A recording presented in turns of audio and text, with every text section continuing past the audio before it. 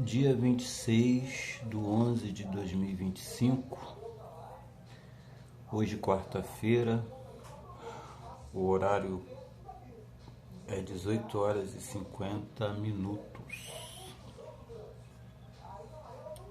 ou seja, já é o período noturno, ou estamos no período da noite. O dia amanheceu, entardeceu e agora está anoitecendo. Já chegamos à noite, né? 18h50. Estamos aí a 10 minutos das 19 horas, né? Ou das 7 horas da noite. Tanto faz. Quarta-feira, né? Como eu disse, 26º dia do mês de novembro deste ano de 2025. Ou seja, conseguimos chegar ao final deste ano de 2025, apesar de todos altos e baixos, conseguimos chegar, ou estamos chegando ao final, né? Ao fechamento, ao encerramento deste ano de 2025. Eu quero iniciar minha fala falando a respeito do seguinte assunto. Eu tenho tirado um tempo para me dedicar ao estudo do estoicismo. E o que é o estoicismo? O estoicismo o que é? Está aí uma pergunta que gera e traz uma certa curiosidade. O que é o estoicismo?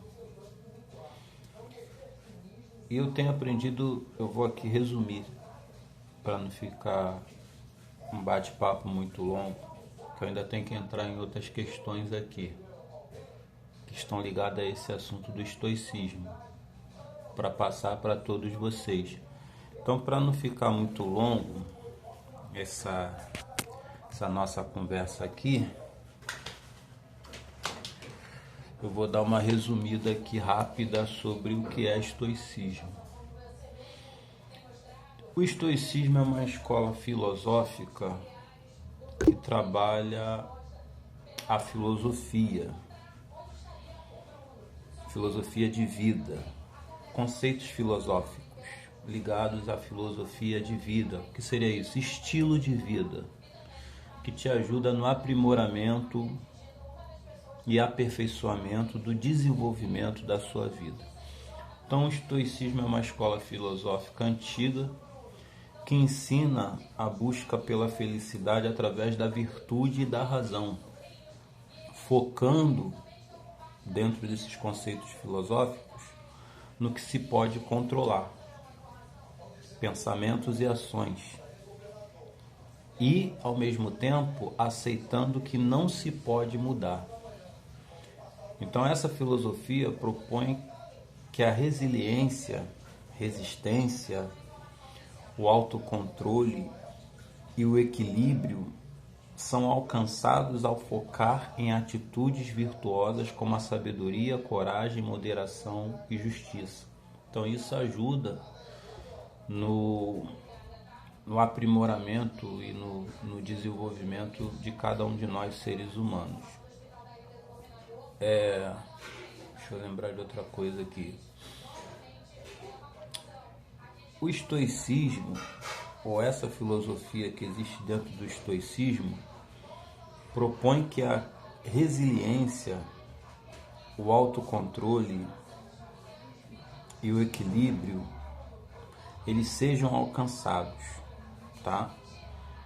E isso vai fazer parte do dia a dia da pessoa, que precisa ser resiliente, ter autocontrole, ser equilibrado, que precisa focar através das suas atitudes vivendo uma vida de forma virtuosa, com muita sabedoria, tendo coragem, não sendo levado pelo medo, sendo moderado e sendo justo. A origem do estoicismo se deu ou foi fundada por Zenão de Cítio, por volta do século IV a.C., na Grécia Antiga.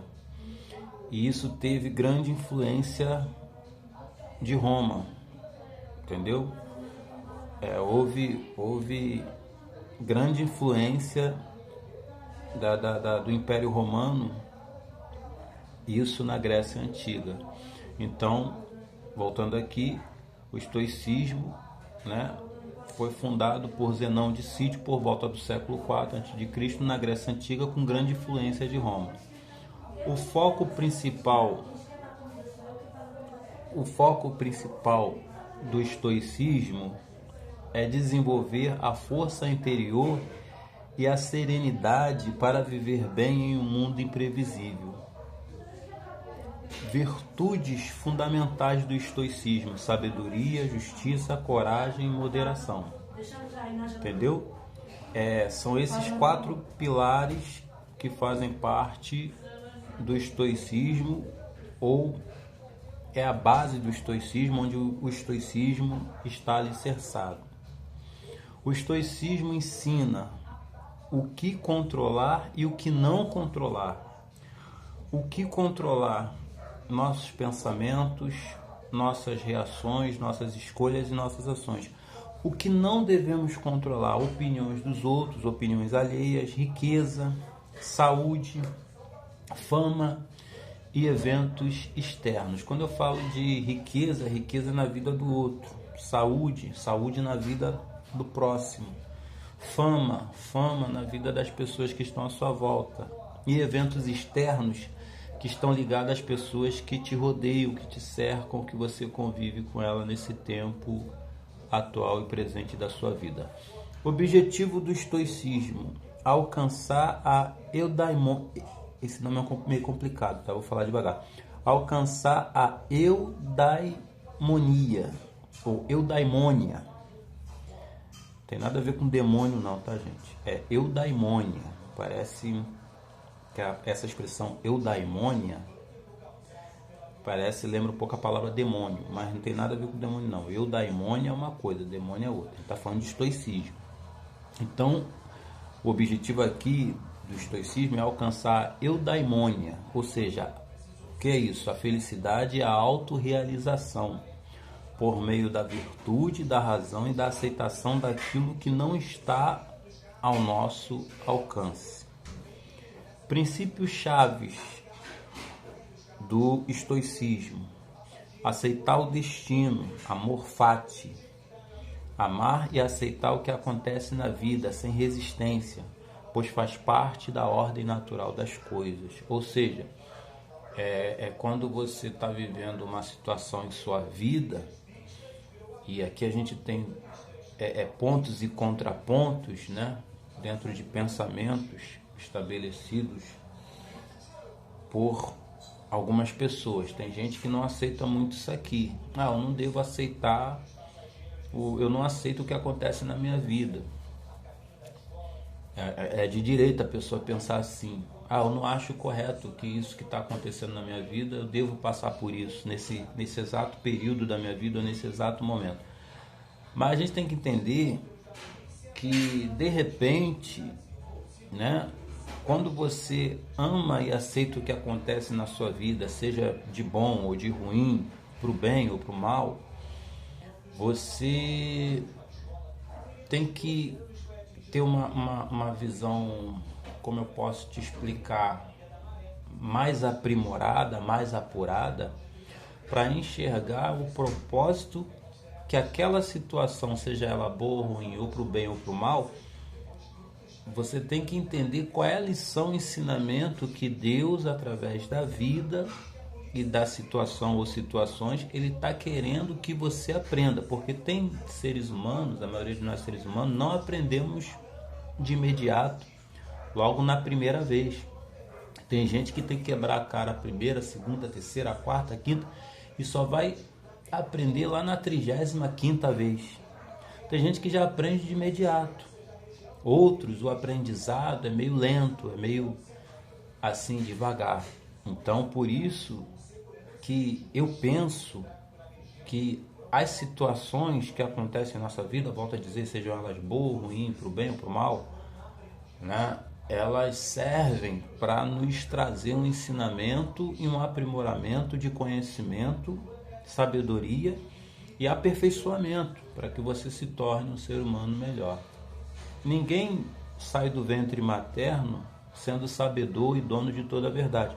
As pessoas aprendem a lidar com a vida, a lidar com as fases da vida através das situações difíceis que passamos em nosso viver. Outro princípio-chave do estoicismo é focar no presente. O que seria isso? Tem uma outra forma de dizer isso, né? Uma outra expressão que seria memento mori e disciplina filosófica. Memento mori e disciplina filosófica significa viver o momento presente aceitando a transitoriedade da vida e o fato de que não temos controle sobre o passado ou o futuro, mas podemos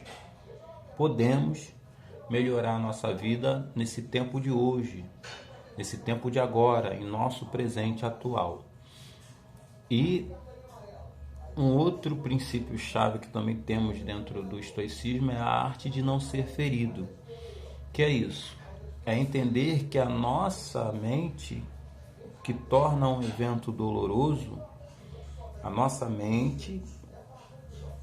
é entender que a nossa mente que torna o evento doloroso e não o evento em si.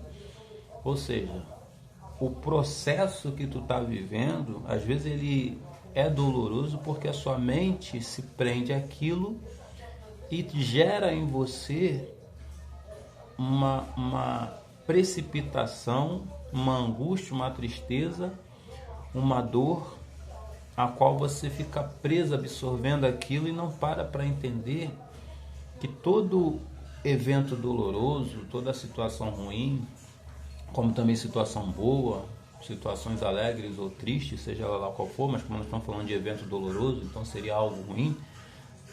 Toda situação difícil tem o seu início, meio e fim. Tem o seu dia para iniciar, tem o seu dia para terminar.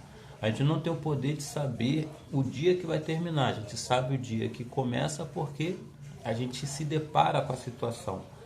Mas o dia que termina é algo que só Deus sabe. Então, até lá, você tem que aprender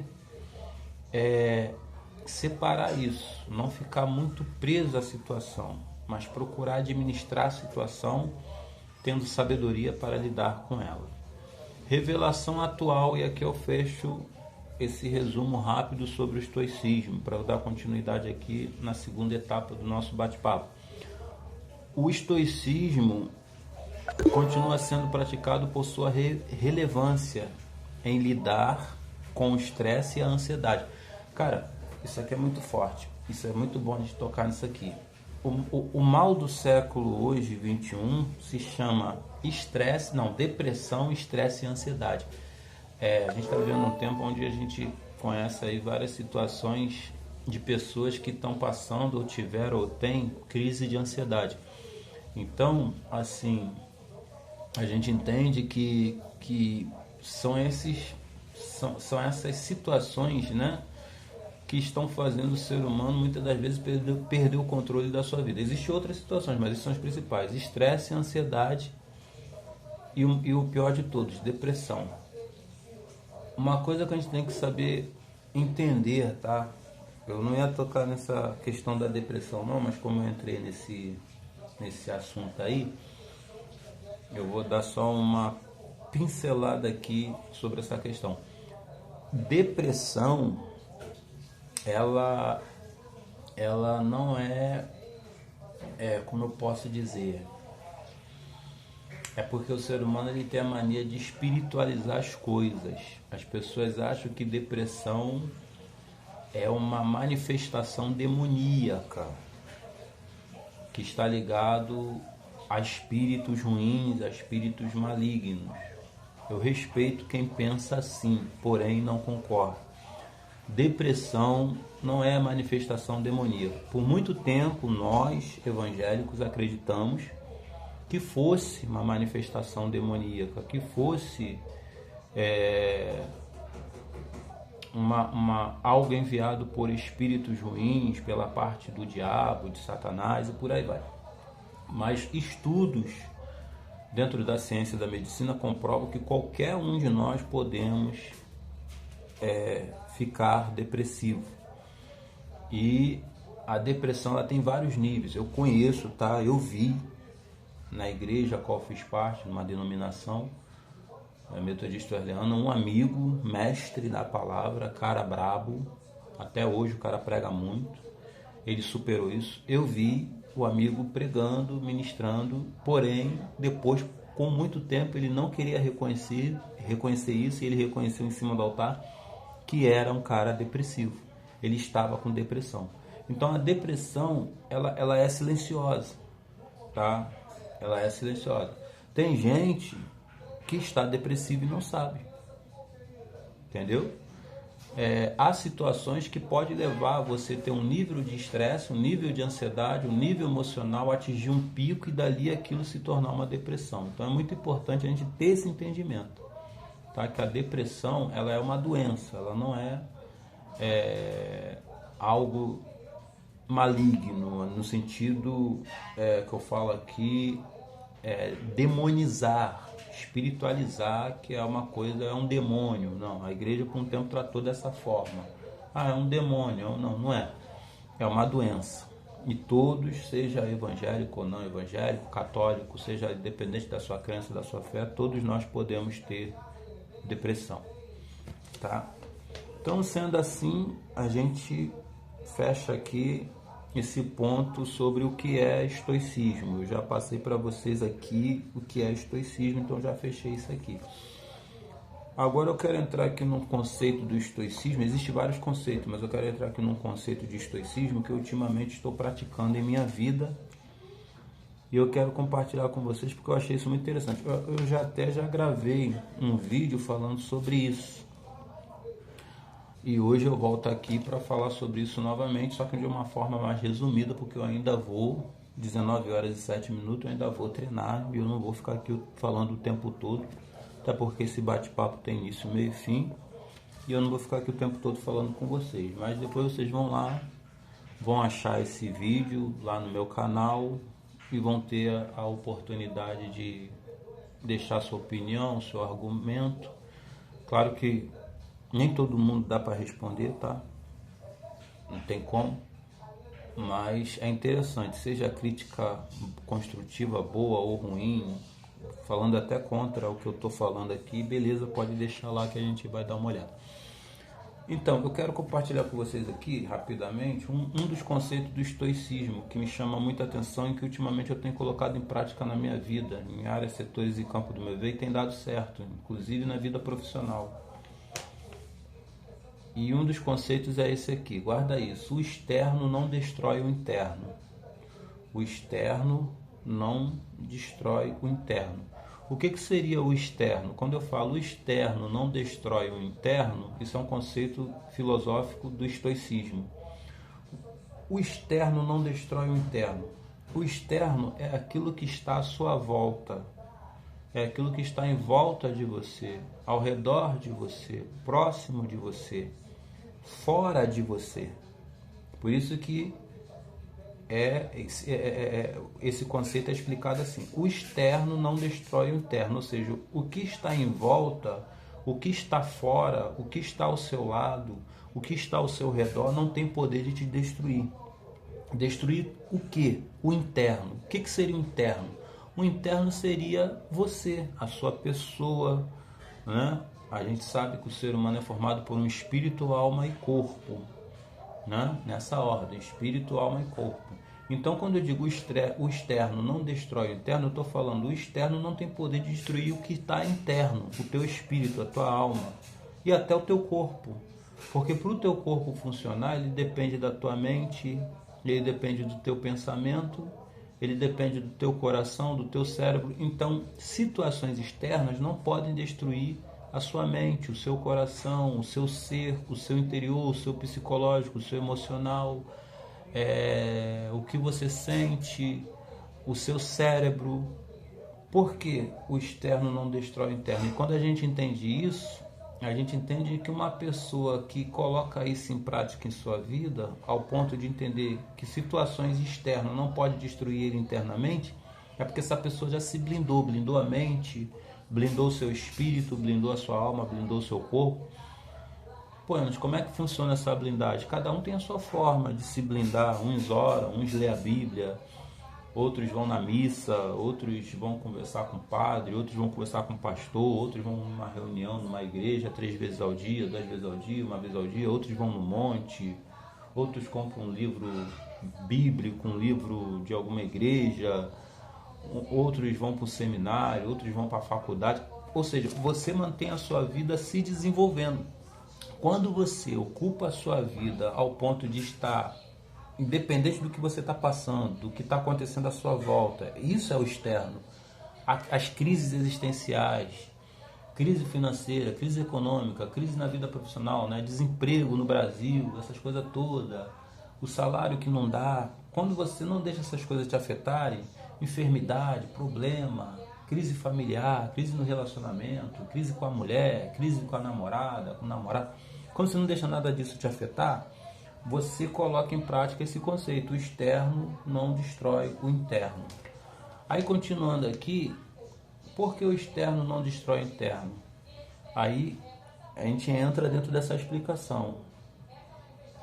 Porque eu não controlo as ações, vontades, desejos e pensamentos, querer, né?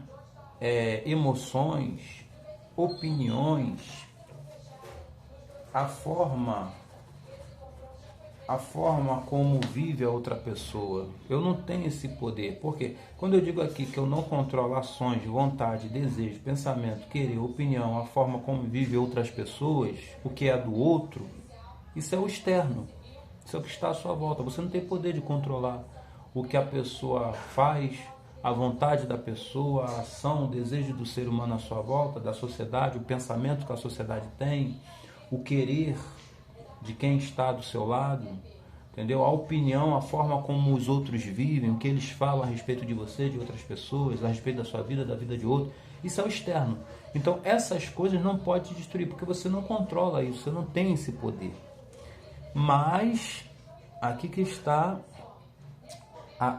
o segredo para entender o estoicismo e entender esse conceito. O externo não destrói o interno, mas eu consigo controlar o que? As minhas ações, vontades, desejos, pensamentos, o meu querer, a minha opinião, a forma como eu vivo, procurando viver ou não vivendo ou agindo pelo impulso, sendo levado pelo impulso, pela precipitação, a ansiedade e nervosismo.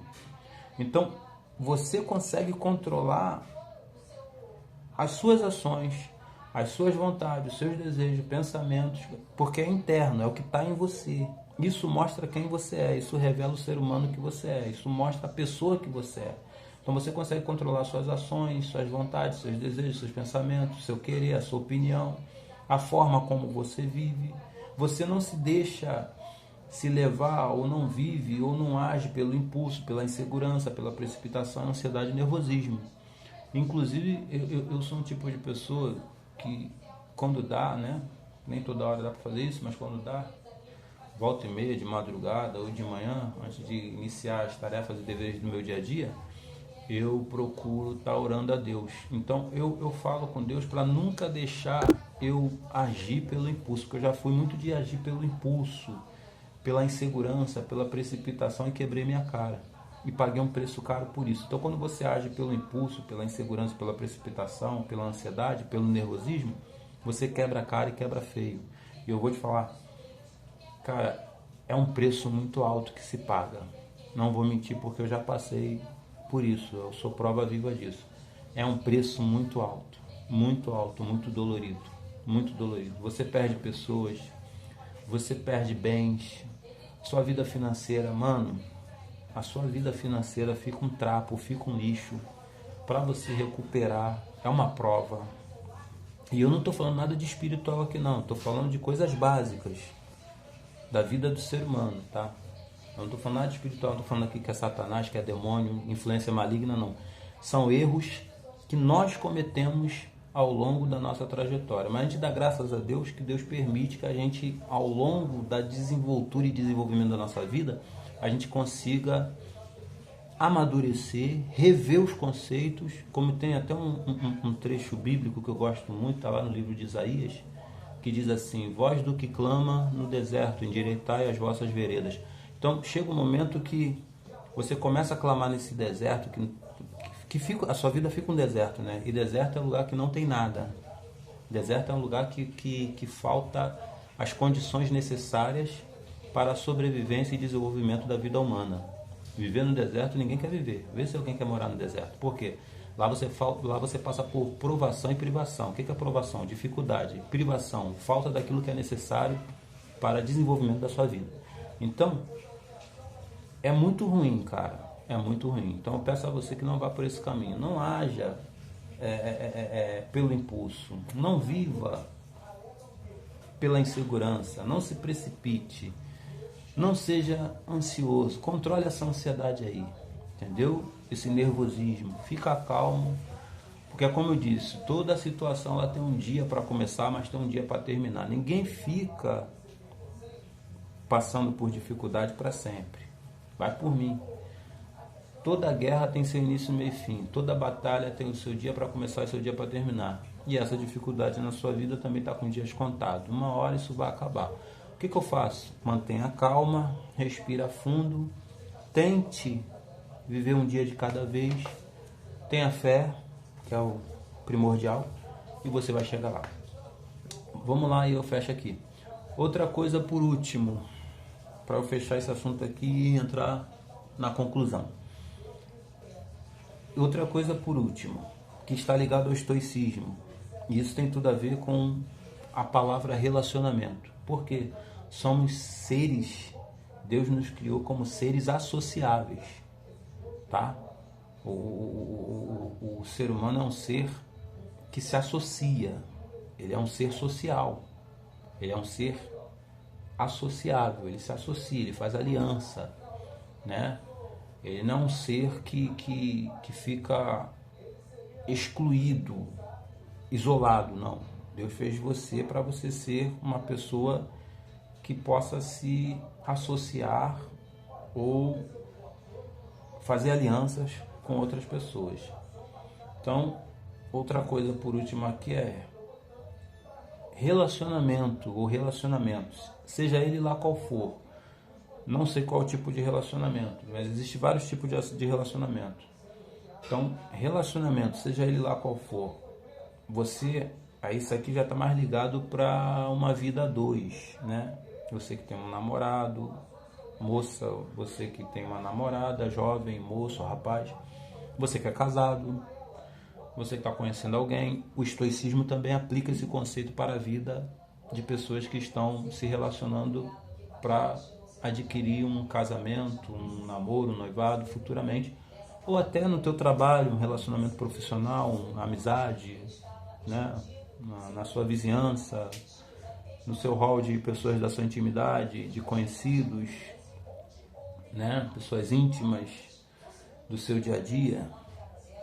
Então, relacionamento, seja ele lá qual for, você não pode ficar em cima da outra pessoa. E você não pode ficar em cima da outra pessoa o tempo todo. Pelo contrário, você tem que dar espaço para a outra pessoa. Seja no trabalho, seja na vida pessoal, na vida amorosa, na vizinhança, seja lá onde for. Por que você não deve ficar em cima da outra pessoa e tem que dar espaço para ela? Até porque ninguém é de ninguém. A pessoa a qual você se relaciona, ou a pessoa que você se relaciona, ela não é sua dona e nem sua propriedade. Isso também serve para as amizades, tá? Porque tem gente que tem uma amizade com outra pessoa e acha que por ser amigo tem que estar ali o tempo todo sufocando. E a amizade verdadeira não é isso. A verdadeira amizade é leal, sincera e nos faz bem. Se não está te fazendo bem, sai fora. Então, a pessoa que você está se relacionando não é sua dona e nem sua propriedade. E você, por sua vez, não é dono dela. E ela não é sua propriedade. Na verdade, nada nessa vida é nosso, nada nos pertence. Entendeu? Então, a pessoa que você está se relacionando, guarda isso, não é sua dona e nem sua propriedade. Entendeu? Ela não é dona de você e você não é a propriedade dela. E você, por sua vez, não é dono dela e você não pode fazer dela a sua propriedade. Ah, é meu. Não, não é teu. Porque, na verdade, nada nessa vida é nosso. Entendeu? Nada nos pertence. Quem quiser ficar com você, comigo, conosco e permanecer do teu lado, do meu lado, do nosso lado, ficará por livre e espontânea vontade e não por pressão. Então, gente, vou encerrando aqui. Conclui dizendo, o estoicismo ensina isso também, tá? Iniciei falando sobre 3 coisas. A introdução eu falei sobre o que é o estoicismo. Na segunda parte eu falei sobre o conceito do estoicismo, que a gente tem que colocar em prática, que seria o externo não destrói o interno. Já expliquei isso, não vou entrar de novo nesse mérito. E fecho falando sobre período do sono que está ligado ao estoicismo. Por que período do sono? Preste muita atenção nisso. Essas 4 coisas não podem faltar no teu sono. E aqui eu fecho a minha fala, tá? Vou te passar 4 coisas que não podem faltar no teu sono e o estoicismo ensina isso. Então eu iniciei falando sobre o que é estoicismo. Na segunda parte eu falei sobre o conceito do estoicismo que devemos aplicar, o externo não destrói o interno, e concluo falando sobre 4 coisas que não podem faltar no teu sono, que também faz parte da filosofia do estoicismo. Então preste muita atenção nisso. Essas 4 coisas não podem faltar no teu sono, tem que fazer parte do teu sono. O teu sono tem que ter 4 coisas, ele tem que ser 4 coisas, além de ter, tem que ser.